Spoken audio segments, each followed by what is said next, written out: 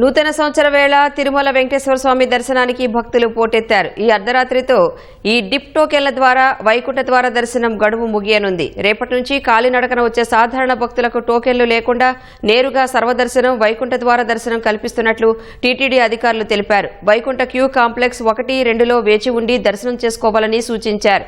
December 30 నుంచి జనవరి 8 వరకు వైకుంఠ ద్వార దర్శనం గడువు ఉన్నట్లు టీటీడీ తెలిపింది. ఈ డిప్ టోకెన్ల ద్వారా 3 రోజుల్లో 1,85,000 మందికి స్వామివారి దర్శనం కల్పించినట్లు వెల్లడించింది. భక్తుల రాకతో అలిపిరి టోల్గేట్ సమీపంలో వాహనాల తనిఖీ ప్రాంతం వద్ద ట్రాఫిక్ స్తంభించింది. 1/2 కిలోమీటర్ దూరం వాహనాలు నిలిచిపోయాయి.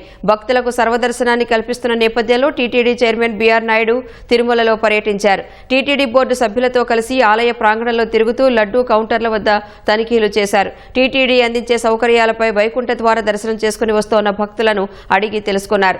లడ్డూ విక్రయంలో ఎలాంటి ఆటంకాలు రాకుండా అన్ని కౌంటర్లు తెరిచి ఉంచాలని అధికారులను ఆదేశించారు.